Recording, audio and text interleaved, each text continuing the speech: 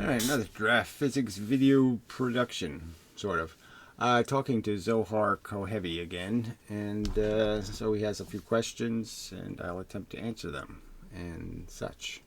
So, go Zohar. Alright, so I guess we can sort of go back to something that we were talking about last time. But what I'm confused about is basically like using the right hand rule that you were using, because I'm fully convinced that your theory is basically what can explain all these phenomena, but I'm still not 100% sure what exactly is going on in the magnet. Yeah, well, the simple argument is that we know the end result. The end result is the magnet behaves like a dipole, like a charged dipole. So if I took a positive charge and I took a negative charge and I smashed them right into each other, they would behave exactly like a magnet. So the argument is the basic function of the magnet is like a filter. That is, the blue and red stuff comes in, and all the blue stuff comes out one end, and all the red stuff comes out the other end by specific rules. Now, the rules aren't explicitly a right-hand rule, in the sense that gets into something a little more complicated about what dipoles do when they're in material objects. And so their alignments are different, and that's how you get into the third dimension and all this kind of stuff about which way something turns in the motor force. But I'm just saying, as a basic rule, once they're right next to each other, the basic function is that all the blue stuff comes out the blue end, all the blue stuff that hits the blue end reflects back blue, and all the the blue stuff that hit the red end ends up coming out the blue end. So, I mean, the principle's sort of simple. Well, what I did in the picture was I basically took 6 different frames, like from each, like what effect would the force bits have if there was 100 force bits coming from each direction, like up, down, left, right, and like the depth direction.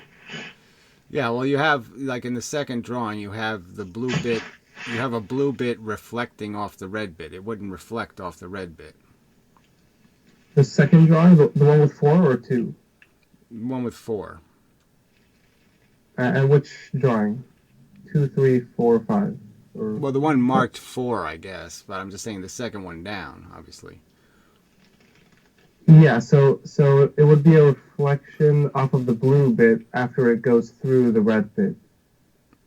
Well, I'm just saying that the blue would never reflect off of a red bit, so the blue would never reflect off red. It goes into red and comes out perpendicularly, so there wouldn't be any blue coming out of a red. But what if it goes into the... Because I'm doing it like... So some of it will hit the red, but then some of it will just pass right through the red, right? Yeah, well, the point is when the two things are connected, that is, they hit each other, right? Like a proton and electron, if it were possible for them to smash together. The argument is their function subtly changes in the sense that now they become a magnet. And so now anything blue, okay, that hits the red goes straight through the red and comes out the blue. And anything red that hits the blue goes through the blue and hits the red. It comes out the red. So it's like the border becomes one membrane, not two membranes.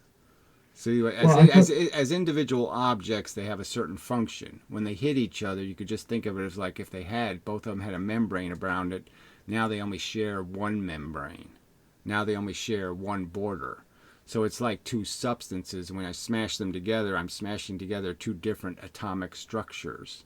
And it changes. It's like two metals. I put two metals together, I could create a thermocouple, and all of a sudden it creates electricity if I heat it. So it's molecularly changed. When the electron and proton hit each other, they molecularly change and turn into a little magnet, and the little magnet has a subtle different change in the rules. I guess can we draw the magnet then and like try to just get a better intuition of like what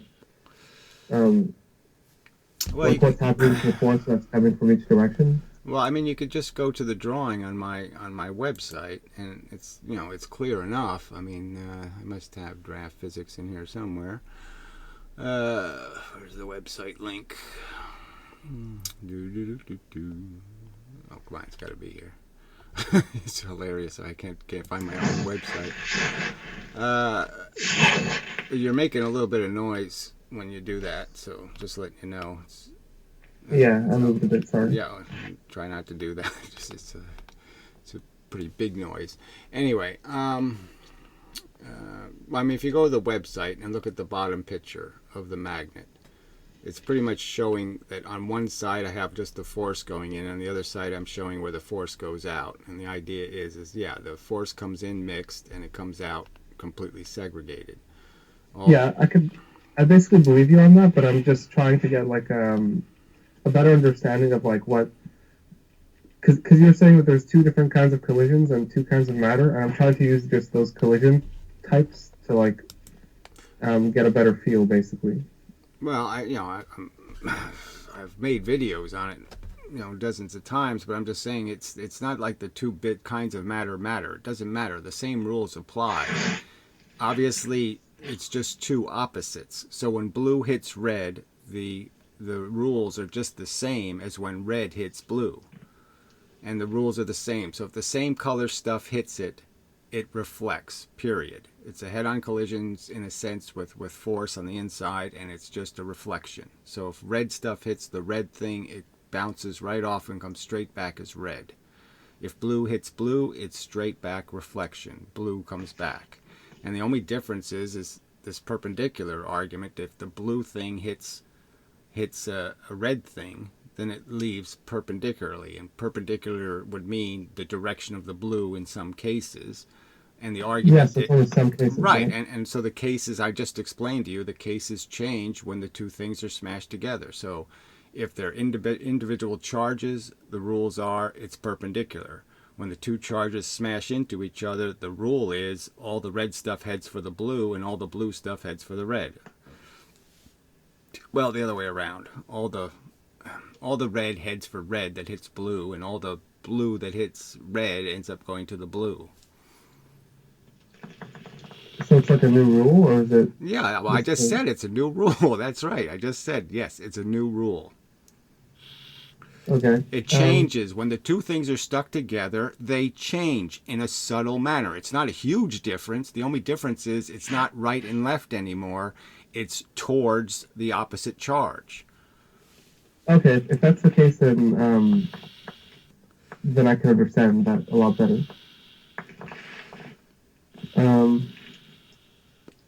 Okay, and then so another question would be like what, like there's supposed to be like a wire with current that goes through it, and it causes the magnetic field around the wire to be like a circle, basically.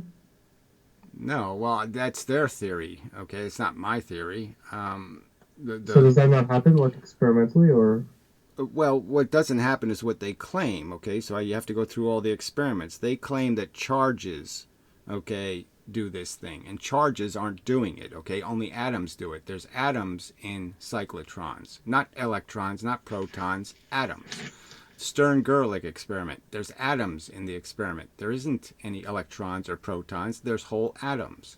So the motor force is what we're talking about, which is you have three directions that something can go, right? I mean, it's the right-hand rule, right? So if you have the current going one way, and you have the magnetic field, which they think is somehow traveling from north end to south end. So they give the magnetic field a direction. It doesn't have a direction. There's an electron force and there's a proton force. There's a north and south. One side is emanating blue force, one side is emanating red force. There's no flowing into each other happening. So there's no real current. But they say that it's moving from the north side to the south side. Okay, so, and if you cross those two, the cross product is up or down. So you have something moving forward and back, and then you have something else moving left and right, and the motor force is up and down. So it's going into the third dimension. So instead of pushing the electrons away, the electrons go up, is what they're arguing. Now, my counter argument is that only happens to dipoles. That only happens to atoms. Atoms only do that. And it's also can be revealed in the cloud chamber images of electrons spiraling to their death. Those aren't electrons spiraling to their death because the image you're seeing is light being created by ions. Again, it's atoms that are showing you the pattern. You're not seeing an electron going through the cloud chamber. You're seeing atoms being energized by an electron hitting them and moving them. So you're seeing electrons move. The cloud chamber isn't showing you electrons moving, it's showing you atoms moving. And so again, it's dipoles that do this. Dipoles, not monopoles. So the motor force isn't something electrons do. The motor force is the fact that magnets line up with the magnetic field you put them in. And when they line up in certain directions, the force ends up going perpendicular, up and down, rather than left and right. So it's.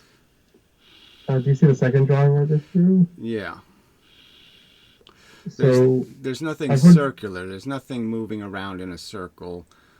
So that's not happening. There's no circular anything. Okay, compass needles point. They don't move. Okay, the compasses. I can put compasses around a wire. The compasses don't start spinning around the wire. There's no force. The arrows they draw are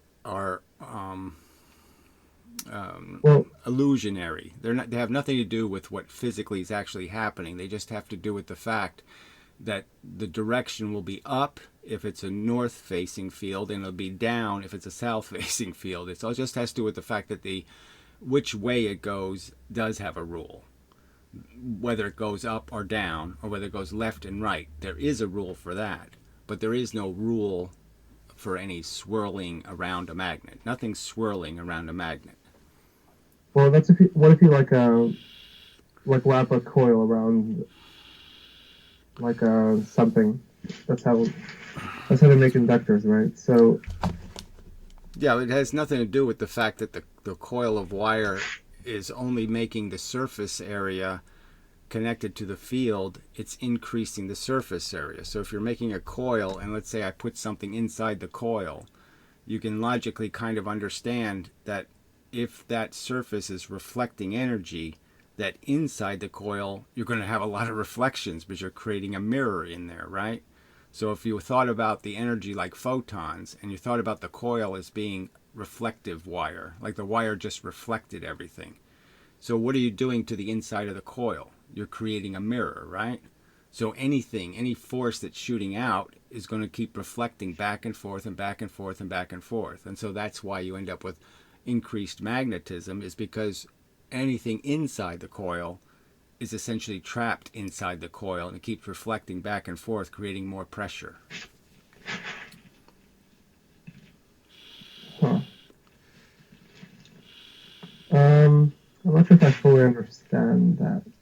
What? Why is it getting trapped? Well, I just told you it's a mirror. It's reflecting everything that hits it. So if you have red facing something, and I have red on the other side, you can understand that if I have a red bit caught between those two, what's it going to do? It's going to keep bouncing off the other surfaces, and every time it hits the surface, it's imposing momentum. So every time it hits, it's saying, go away, go away, go away. And so the smaller I make that coil, the tighter I make it, the faster it's going to keep hitting, and the stronger the magnetic field I'm going to create. So, and the reason why the coils aren't wrapped where, the wire is 6 inches apart, and those coils don't work. You have to have the wire right next to the piece of wire, so you're creating a field that it can't escape through. You're making the wire right next to each other, so you're filling the whole space and creating a giant mirror. Can you try drawing stuff also? So Well, I'm just saying the coil is I'll draw it, but I'm just saying that it's kind of simple enough. So just imagine that this circle is a bunch of wire coiled around and around and around, and then imagine that the wire itself, okay, because it's a conductor and it's an imperfect conductor, it's leaking a little bit of energy. So there's a little bit of red stuff coming out of the wire, and so all you have to do is imagine that, okay, so now I've made the wire red by running the current one way. If I run the current the opposite way, then maybe it's blue, okay, but it doesn't really matter. So there's this red that's essentially, well, let me get rid of the black one. I'll just do a red one. So inside, what do you think is going to happen if there's a little force bit in there? What's its choices? So if it's going this way, what's it going to do? It's going to go bounce back this way. And then what's it going to do? Oh, it's going to bounce back this way. And then what's it going to do? It's going to bounce back this way. And then what's it going to do? It's going to bounce back this. I'm just saying, it just keeps bouncing back and forth, back and forth, back and forth. And each time it hits the surface, it's releasing energy to the universe. It's reflecting energy. With each one of those impacts, there's a reflection going back out into the universe. So it keeps creating pressure going out, pressure going out, pressure going out, pressure going out. So the smaller I make that loop, the faster the interactions happen, and the more of this stuff that comes flying back out.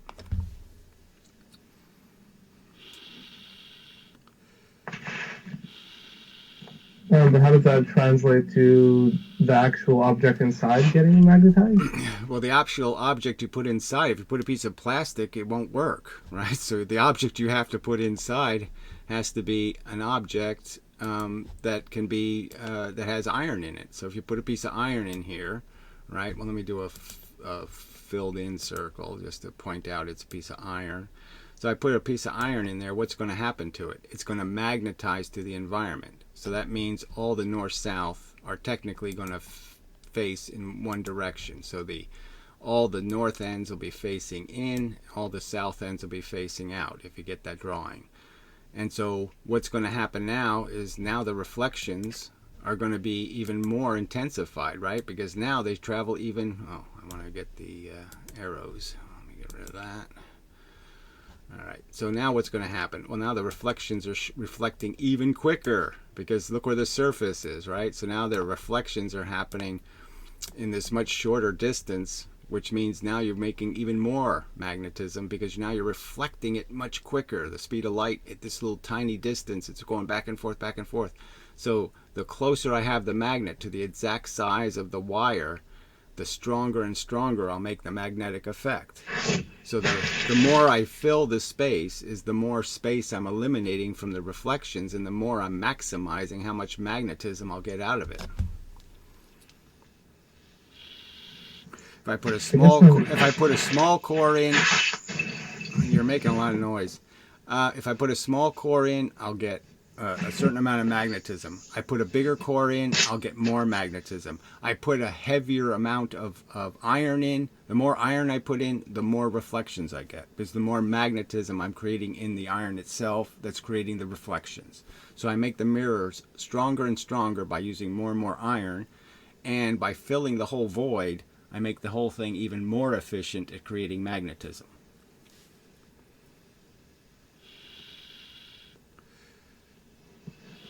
So you're saying that having a current going through the wire is causing like the red force bits to be bounced backward more often? I'm saying putting current through the wire is creating the surface that's reflective. It's creating a surface on the wire that's saying north force, I'm going to reflect. And the other force, it like doesn't reflect? Yeah, the other force is the opposite force. So yes, the other force is absorbed, and so there's nothing going to reflect on the other force. It goes in perpendicularly, and it's part of the electricity isn't both forces. Electricity is the electron force, so it's one color. When you're putting electricity through the wire, it's one color. It's not two colors. It's red. If electrons are red, well, they're usually blue in my diagrams, but anyway.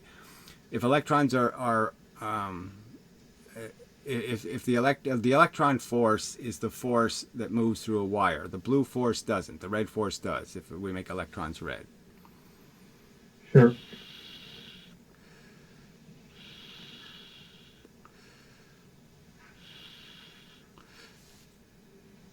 So you got a question?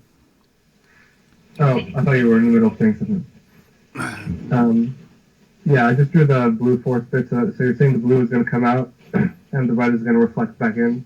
Yeah, and the blue force isn't a real detectable force. You have to understand the only way you can detect the blue force is to put a charge there and see which way it moves. But the blue force isn't electricity. So I'm just saying what the blue force does is sort of irrelevant because it doesn't move electrons. It moves protons. So it's not relevant to the function. So yeah, wherever the blue goes, it doesn't matter, but you're not going to be able to detect it. The point is it's not being magnified. It can't get caught in between. Red can get caught in between. If I have two ping pong paddles and I have red paddles, red things can get trapped between them. If I have two ping pong paddles and one's red and one's blue, then I'm done, because I can't reflect blue ones back and forth and I can't reflect red ones back and forth. So I can't create pressure between the two paddles. But does the fact that the red ones are moving now, because they're moving through the wire, does that change it a bit or something? No, that just makes the wire magnetic in the sense that it changes the polarity of the atoms in the wire, and therefore they're creating a red mirror. The outside of the wire becomes a red mirror. I reverse the current, then the other side of the wire is the red mirror, right? Or however it goes. You're just you're changing the polarity. So you make so it would be the same if I put like the current, if I put the current the other way, then the center iron is going to be blue on the outside and red on the inside, and you're just going to have blue force reflecting. I'm just saying what you're reflecting changes based on which way the current's going. And which way the current's going is going to dictate which way the iron is going to be magnetized, whether it has the blue side on the outside and the red side on the inside. Well, it's actually going to be magnetized top to bottom. That is, one end is going to become blue and one end is going to become red. But I don't want to. That's why solenoids work. But for the sake of argument, just this is close enough. I guess. So you said before that there was like two types of matter and two types of collisions and two types of force, right? Yeah, I said it hundreds of times. Yes. But now, are you saying that now there's something else because of that? What else did I say? What other color did I say here? Did I say green? Did I say blue? No, there's a proton force, there's an electron force. The proton force reflects off protons. The electron force reflects off electrons. How are you complicating that into any other function? Well, you said when there's an electron and a proton, and they get stuck together or whatever, they change a bit, or it's not? Yeah, I told you, and it's a tiny change. It just means it doesn't go right. Instead, it might go left. It's a tiny change. It's still perpendicular. You're just saying that instead of going right or left, it always goes from the red to the blue or from the blue to the red. So instead of having a choice to go left and right, there's no longer a choice. It dead goes straight in one direction.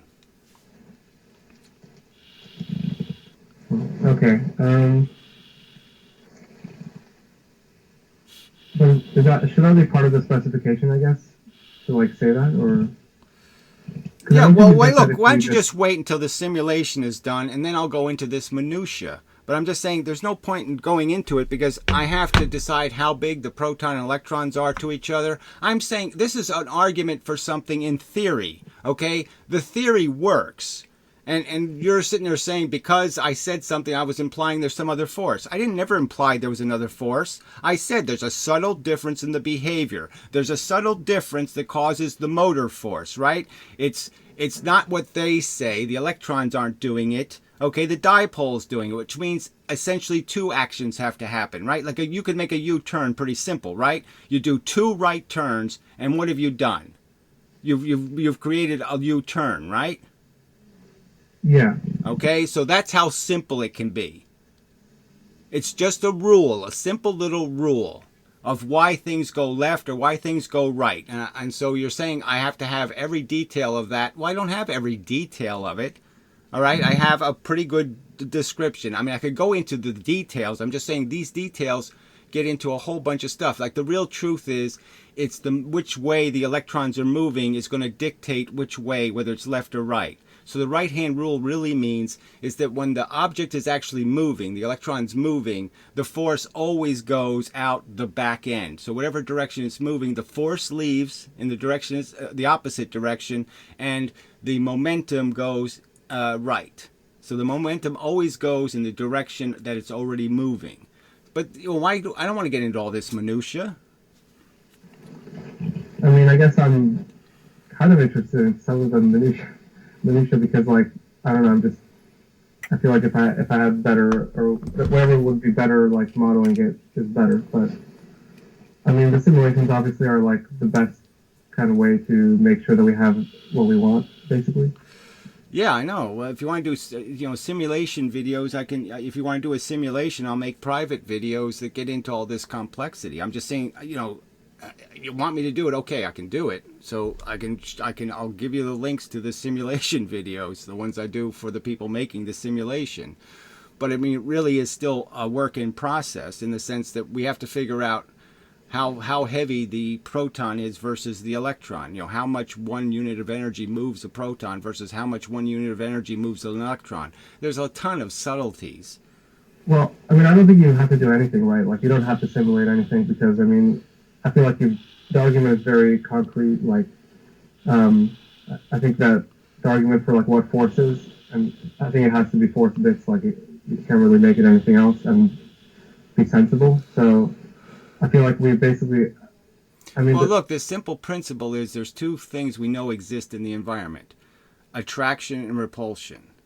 And what's the most obvious way to create repulsion, as I just pointed out, is to trap a ping pong ball between two paddles. And if I give the ping pong ball perpetual motion, that is, it never slows down, and every time it hits with exactly the same amount of force, it's really easy to understand that the closer I bring the paddles together, the more energy I'm going to create. That is, the more... I agree with you on that. Okay, and then the opposite force is, well, what creates the opposite pressure is the fact that there's no ping pong balls, right? No ping pong balls means you're getting hit from the outside by a constant amount of force, and there's no force hitting you from the other side. If you have no force hitting you from the other side, you're going to have to move towards the other object. So I'm just saying, in theory, yeah, it's obvious that that works.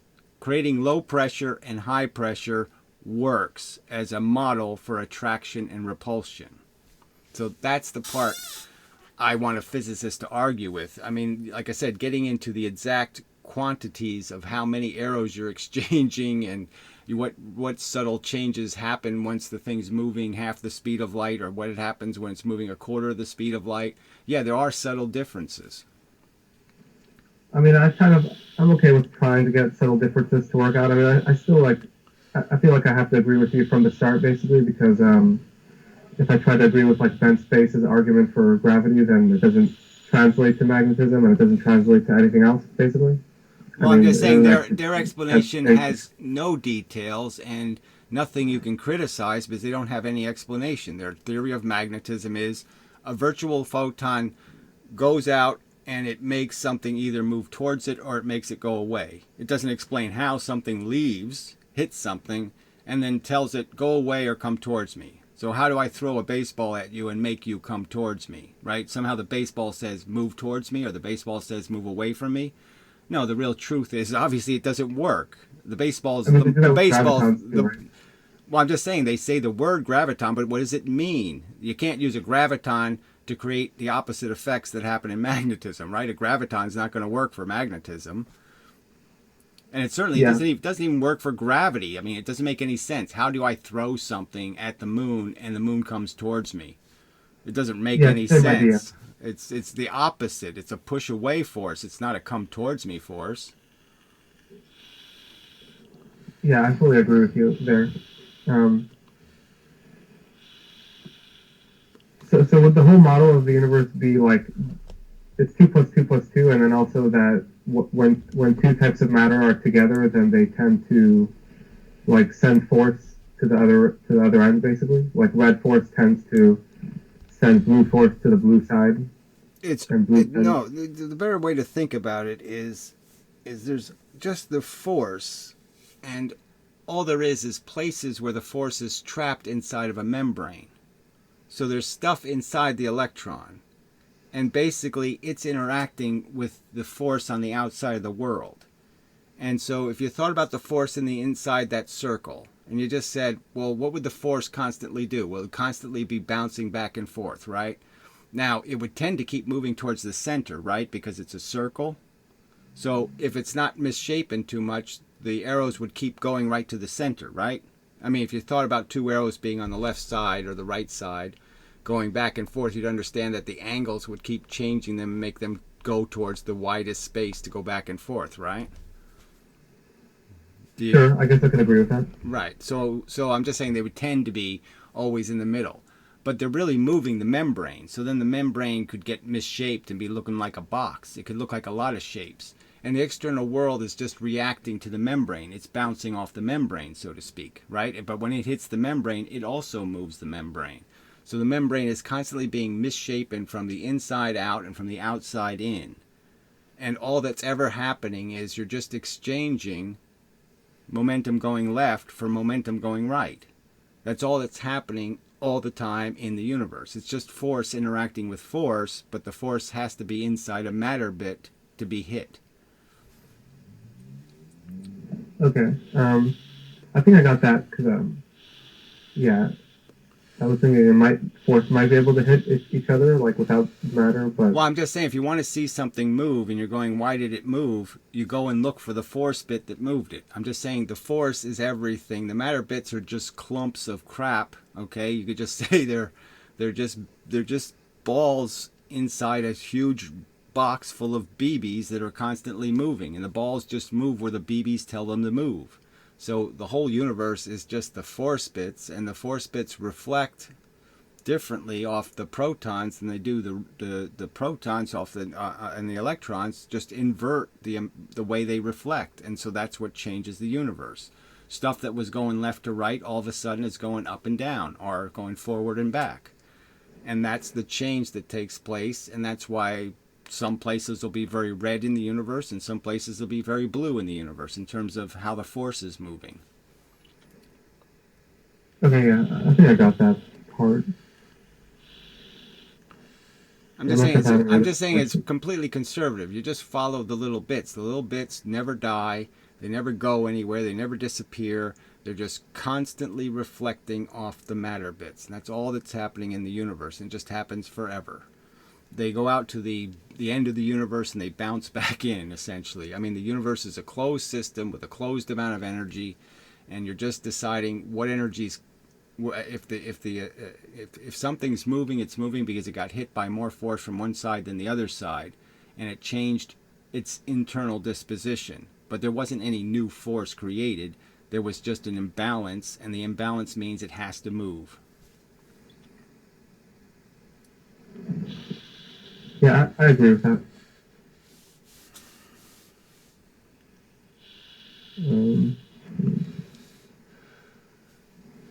So, anything else on your list? I guess not right now. But we could talk again, I guess.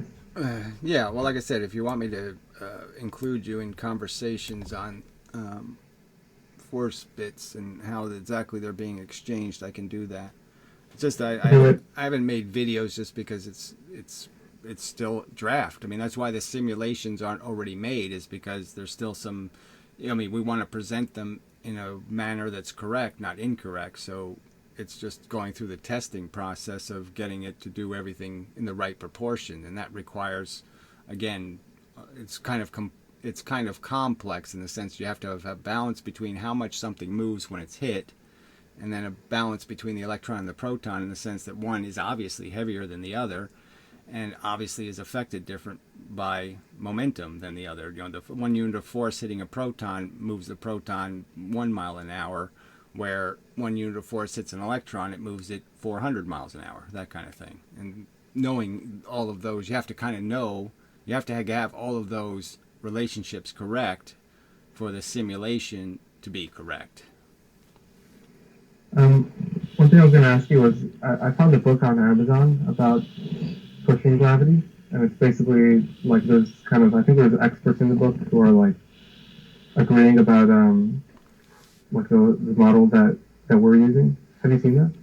No, well, it has lame excuses. It doesn't answer the drag question, so without that, they have nothing. And you know, all the ones I've seen is they're trying to force Lesage gravity be the right answer without answering any of the questions. So they haven't dealt with the fact that the collection of energy, that is, you know, this is a thermal question. You know, gravity is thermal. Things are heated by gravity. That's why things get hot. That's why suns are on fire. Is because gravity is pressure. It's stored pressure, and it's motion. You have to move. For you to create gravity, that is, for you to make something come towards you, you have to absorb energy that would have hit me. To absorb that energy means you have to move. Part of you has to move. And so it's the fact that the inside of the Earth is swirling around, all of that movement in both directions, towards me and away from me. Well, the only action that matters is the action towards me, because that magma moving really slowly, okay, has absorbed a ton of energy to move really slowly. And all that energy isn't hitting me. And that's why I'm pulled towards the Earth, is because the magma is moving towards me first. I might understand that, but maybe not too much. But Well, I'm just saying you have to, if you're going to absorb energy, how do you absorb it? from the forces, right? Like, there just has to be an imbalance. Well, I'm just saying, what are you absorbing? You're absorbing movement. What does the force have? The force only has one thing, movement. Forces move. They move the speed of light. It's movement, right? Yeah. All right? I have to prevent that movement from hitting me, right? How am I going to prevent it? I have to do something with the movement. I have to send it somewhere. I have to use it somewhere. So I'm using it to move a big heavy thing that moves really, really slow. So the big heavy thing isn't going to hit me. Right? So if the moon actually started moving towards the Earth, let's say the gravity changed, it starts moving towards the Earth. Right? The moon is gaining momentum by absorbing force. What's going to happen when the moon actually hits the Earth? All of a sudden, you're going to see all the force it already absorbed. It absorbed a ton of force, and when it finally gets to the Earth, you're going to say, holy shit, look at all that force. Because everything's going to get squashed, everything's going to blow into pieces. So it had to absorb an imbalance. It had to absorb motion in a direction, and by absorbing the motion in a direction, I didn't get hit by the force. The force was slowed down by moving the moon, if you get the drift. Yeah, I understand that. Yeah, that part has been making sense to me. Something somebody asked me about was like with one of the pictures that we sort of use, like where we show that the force is coming in from all directions. But I'm pretty sure you've answered this, and I just wanted to maybe get some clarification or whatever. But you know, there's a picture like you show that the force kind of hits the object from all directions. Yeah, well, it's doing that all the time right now. Yeah, but someone complained to me that would mean that the force would like build up in the middle or something like that. It's exchanging the force, so it can't build up. It doesn't capture force without releasing force. Everything's at equilibrium. So for every arrow that hits it, it's releasing another arrow out because it's a thermal equilibrium. You have to keep recognizing that things reach equilibrium. Doesn't mean that they don't have stored energy in them. They have a ton of stored energy in the sense that parts inside of them are moving.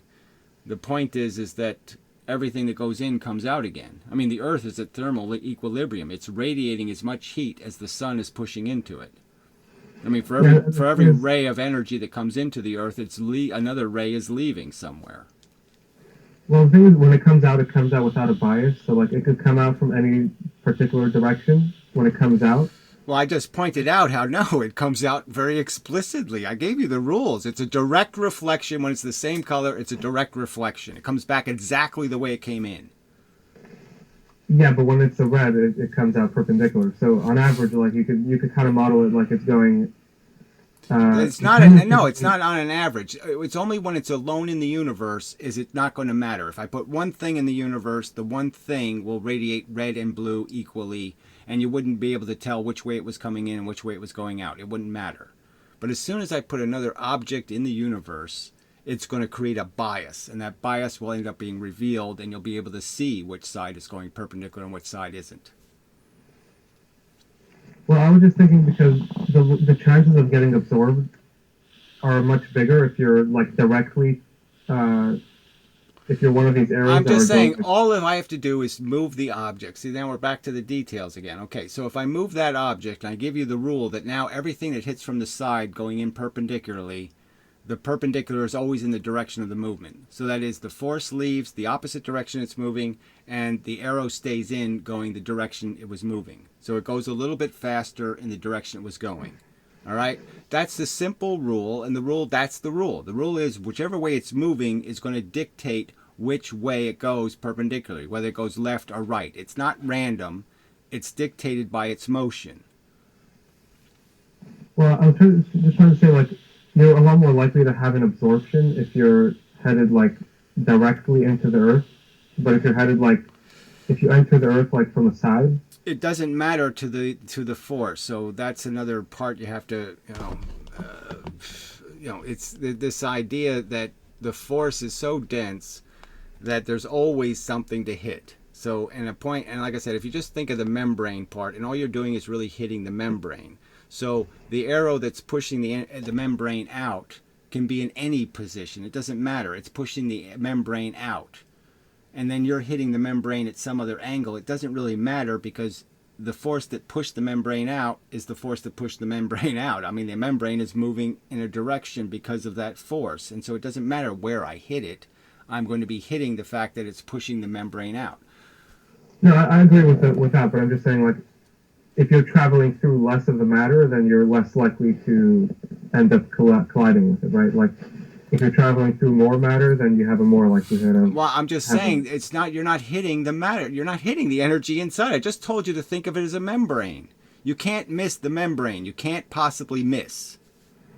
All you're saying is how much energy is on the other side of the membrane. It doesn't matter. It's like if there was two. If you were having a tug of war, okay, I take a 12-foot plank of wood, and I say, okay, 6 guys get on one side and 6 guys get on the other side of that plank of wood, and they push.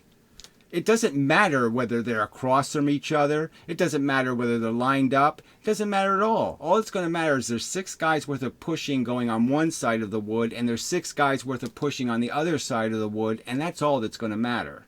Because they're pushing the wood. They're not pushing the other 6 guys. They're pushing the wood.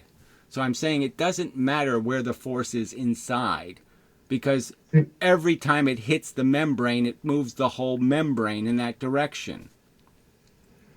So you're saying that there's the same likelihood of a collision for force bits that are going directly through the Earth as there are for force bits that... it doesn't make any difference, and the reflection is always perpendicular to the center of gravity. Well, I just gave you the argument for why the center of gravity would work, in the sense that if it was a round thing, then any force that was on the edges would always migrate to the middle. So all the force would end up in the middle of its center of gravity, and it would always be pushing from the middle of the membrane. So the membrane would always stay intact. So I'm just saying, think of it as having a solid circular membrane. And I'm just saying all of these questions go away because you're really just hitting the membrane. You're not hitting the force.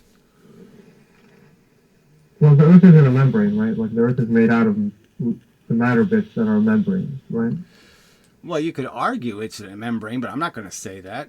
Obviously the crust is a lot different than the interior, so you can think of that as a membrane. You can say the interior is pushing out really, really hard. Okay, there's a huge amount of pressure on the inside of the Earth. I mean, I don't even know what the center of the Earth pressure is, but it would be enough to crush you into a grape. Okay, so if I put you in the center of the Earth, you're going to get crushed like a grape. All right, so there's a huge amount of pressure trying to get out. It's not getting out, is it? It's not going anywhere, is it? Right, that's the whole point. There's a surface that things bounce off of. They're not bouncing off of the pressure on the center of the Earth. They're bouncing off the pressure on the outside of the Earth. Well, yeah, but it's also not getting worse, right? Like, it's not wait. Wouldn't matter if it did. Wouldn't matter if the Earth was a big blob of water. So if the whole Earth was just one molecule, water, that means the Earth could be jiggling all the time because it would have a ton of energy in it, and you'd see all of that energy because it'd get right to the surface really easy. So the water could jiggle fairly easily compared. Well, gravity is still going to make it pretty static, and it's still going to have great pressure in the middle and less pressure on the outside. But the point is you could jiggle it a lot easier, and so the whole thing would be a little jiggly. But obviously, yes, I'm saying everything kind of goes circular.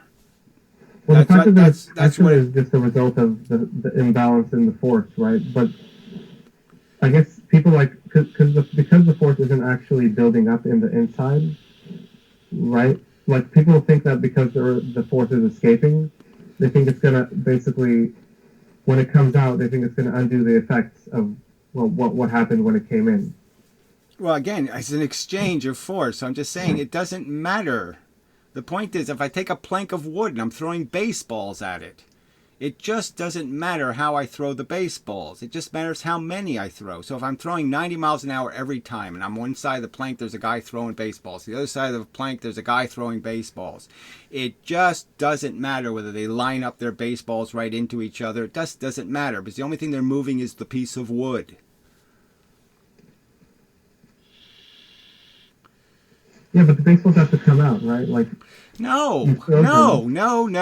They reflect. And the only argument I'm making is the reflection, because of the way the red force interacts with the blue force, and that there's probably a two-step process. It reacts, and then a secondary reaction happens that ends up having the reflection come out perpendicularly. But that's just the rule. It's a rule. That's the way the thing works. I can't. Yeah, I agree with you. Like, but the thing is, the reflection means that the force that kind of ends up coming out, like, whether there's steps in between. They're like, always coming out. They never go inside. They just make exchanges with the inside. I'm going towards you. I hit you, then I go away from you. The stuff inside of you goes the opposite way from where you were going, because I just hit you. Yeah, I agree with that. But then the thing some people are confused about is that... Well, I'm just saying, I don't know what else to say about their confusion. If you think about it as a piece of wood, and I'm throwing baseballs from the left side, and I'm throwing baseballs from the right side, all of the baseballs from the left side are going to come back to me. All the baseballs on the right side come back to me. None of the baseballs go through the wood. I mean, I'm pretty sure I understand what you're saying. I might make a video, like, to try to clarify this problem. Someone had this problem talking to them, like, 2 days ago.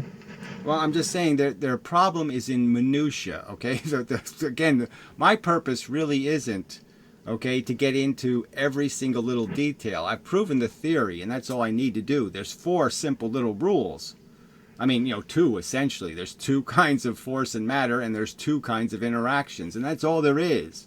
Now, if people can't get it, well, I don't know what to say except bullshit, because the conventional theory has no explanation. Yeah, I mean, I agree with you, but I guess I prefer, like, I don't know, I like the minutia a little bit, and I think that it probably helps, it just strengthens our argument. But I'm not saying that's not true, but I'm one asshole creating all of this, and I don't have, I can sit there and explain every chemical reaction that ever takes place in the universe. Would that be a good utility of my time, was to spend all my time trying to figure out exactly why peanut butter is sticky? I mean, yeah, okay, fine. It's a nice thing for everybody to know, but it's not essential to pointing out their theory is nonsense. yeah, they agree that their theory is nonsense, I'm pretty sure. Well, I'm just saying, point me to, just the simple argument to make to anybody who gives you an argument is say, point to me a better description of how magnets work. Point to me to a better description of why charges move the way they move. So until they can point me to some better description, this wins hands down. well, I'm thinking this should be, like, taught in schools, like, instead of the Einstein stuff, like the general relativity stuff, and if they teach this in schools, like, it'll be probably... It should be taught. It should be taught because it's a rational explanation of how the universe works. That's what should be taught, the rational explanation. And their theories are woo in religion. They're teaching science as a religion. They haven't proven any of the assertions they make. They have nonsensically incompatible mechanisms, bent space, and virtual photons. The whole thing doesn't make any sense. They have 400 made-up particles for which they have no place, no function in the atom whatsoever. So they have 400 extra particles that somehow they say exist. There's a bunch of antimatter all over the place, and yet it doesn't have any mass because there's nowhere to account for it. Where is this stupid stuff? It's antimatter. It's supposed to still have mass. Well, then where the fuck is it? Yeah, and like, they keep saying that the explanation for bent space is like a baby explanation, but they don't have, like, an adult explanation, basically. Because, like, I can go into details with Lesage's model, and I could, like... Well, Lesage is a real model. That's the difference. Their model isn't a model. There's no way, there's no physicality. It has nothing physical. Spent space is undescribed. It's just basically saying angels do it. There's no explanation of how it mechanically happens. Obviously, Lesage gives you a physical mechanism. Now you can dissect it. Now you can attack the physical mechanism because it's a real thing and it's going to have real consequences. So you can make drag arguments, and you can make that the fact that the symmetry arguments, and you can make lots of arguments about aberration and other kinds of things that have to be explained because there's obviously a time difference, right? I mean, gravity obviously isn't happening interactively. I'm not making the gravity I fall into. Okay, the the gravity I fall into is gravity was made by the crust of the earth. It wasn't made by, well, it's actually the crust of the earth on the other side of the earth. The Chinese earth is creating the gravity I fall into. I don't make it. I make the gravity something else falls into. I absorb motion that something else is affected by the fact that I absorbed motion. So that's why I'm saying the heat of the earth is the evidence of what we're falling into. We're falling into the movement of the interior of the earth. The interior of the earth is moving. It moving means it had to absorb a force to move. That's the force that would have hit me. Yeah, I completely agree with you. I understand the gravity thing, I think, like, at least well enough for me to be happy with it. Well, I'm just saying Lesage is an incomplete answer. It can't be resurrected with no explanation. So you have to explain why these effects aren't effects. And I've explained why if you create a big enough, if you create a helium atom, a nucleus, a helium nucleus, you can create a machine that can overcome drag. So I've explained why big material objects aren't dragged to a halt. But they have to do that. I mean, it's a legitimate criticism to say that does present a problem. Lesage gravity without an explanation does have a heat. It has a thermodynamic problem, and it also has the aberration problem because the gravity doesn't get made by the interaction you're having at any particular moment. The gravity is already there before you fall into it. I don't make gravity that I fall into. I fall into gravity already made by something else moving. Yeah, I agree with that statement. I was just wondering, like, what do you think of the argument I had against the drag criticism? I was just saying that if you have a tendency to hit more force bits in front of you, then you also have a tendency of expelling them, like, from the other end. Is that similar? I know, but that's not going to gain you a reflexive force. So the only way you can do it is with the wagon illustration. I provided a simulation of it in 2 videos or 3 videos. So you have to create a mechanical device that actually changes the amount of time you spend going in a direction. So the whole point is the only way you get past drag is you trap a force, and the force ends up traveling in one direction longer than it travels in the opposite direction. That mechanism will give you perpetual motion. It'll give you a material object that will move perpetually, because the more drag you impose on it, the shorter the distance you make the return trip, and therefore it spends even more time going forward than going backward. So as the 2 front surfaces and the back surface get closer and closer, you increase the pressure between them essentially and create more momentum in the forward direction. Okay, so I should probably use that argument instead of saying that the argument that I was using, like with the spelling. Well, it's sort of look. You're not really You're not defeating conservation of momentum. You have to explain why something can keep moving, and the only way you can explain how it keeps moving is you have to explain that its motion is inversely related to the amount of pressure hitting it. And the more pressure hitting it, the more pressure it creates to compensate for it. So it has the motion of the force that initially went into it. Whatever force I put into it initially is the force it keeps. So it's like a processing circle, I think, is a good way of understanding it also. That I can't throw something into space, okay, and have something else grab it without that thing ending up processing through space. That is, it'll start to rotate and it'll keep processing. So it'll have a motion through space, but it'll be processing. It'll be spinning as it's moving through space. And the faster I make it spin, the faster it's going to go through the space. Yeah. I guess I see that. I remember seeing that in a video. Like you showed like the kind of paddle effect or whatever. Like Yeah, if it it's just a bounces back. bucket. It's just a wagon effect, okay? It's like a toy wagon. Just think about a toy wagon and then eliminate all the friction problems. You're making a lot of noise. So you have a toy wagon, just four wheels and a cart. And so eliminate all the friction. So I'm going to throw into the cart an object that has perpetual motion. Okay, so it's going to bounce off the front of the cart, and then it's going to go to the back of the cart, and then it's going to go to the front of the cart, and then it's going to go to the back of the cart. It's just going to bounce back and forth. So once I throw it in, it's going to keep going back and forth, back and forth, back and forth forever. Right? So as long as you can understand that rule, you can understand that when I throw that object into the cart's going to move in the direction I threw the object in. That's going to be its first motion. Then when the ball hits the back of the cart's going to stop. It's just going to sit there. But the ball is going to keep moving towards the front surface. And when it hits the front surface, it's going to move the cart again. And then it's going to bounce off, and it's going to hit the back surface, and the cart's going to stop again. And that start and stop and start and stop. And if I could make one on Earth, if we just got rid of friction, I could make one. And it would work. And the wagon would go all the way around the world, and it would just keep going forever and ever and ever. Because whatever motion I throw in, whatever the first motion is, that's the motion that's conserved. And it just doesn't die. Because you never undo it. You just keep going from move forward to stop. Move forward, stop. Move forward, stop. You never go backwards. Yeah, I mean, I probably think about it more and stuff, but I'm pretty sure I agree with you.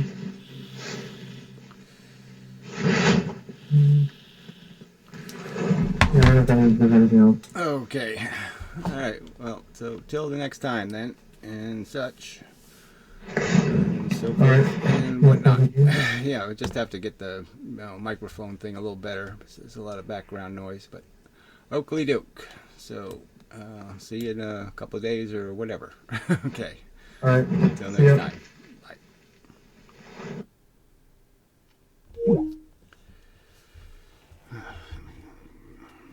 Made a lot of noise. Yeah, whatever. I'm pretty cranky, yeah.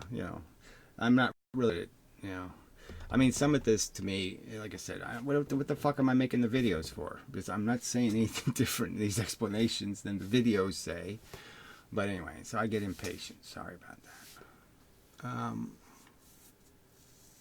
I mean, it's one of those things, right? I know how to do it. I know how it works. I know da. And somebody starts asking, well, what's that for? What does that little bendy thing do? What's that? And you're like, go ask somebody who cares. You know what I mean? You're just, I'm focused on my thing, and I don't have much patience. So I'm sorry about that part, but it's the way it is. I don't have much patience. To me, this is stuff that people should come to this subject with some knowledge of the experiments and the concepts of conservation and some understanding that things don't get hot for free. There's no free energy anywhere. If something's hot, it means it's captured a bunch of motion. It means it's been hit by a lot of stuff going one way and not hit by stuff going the other way.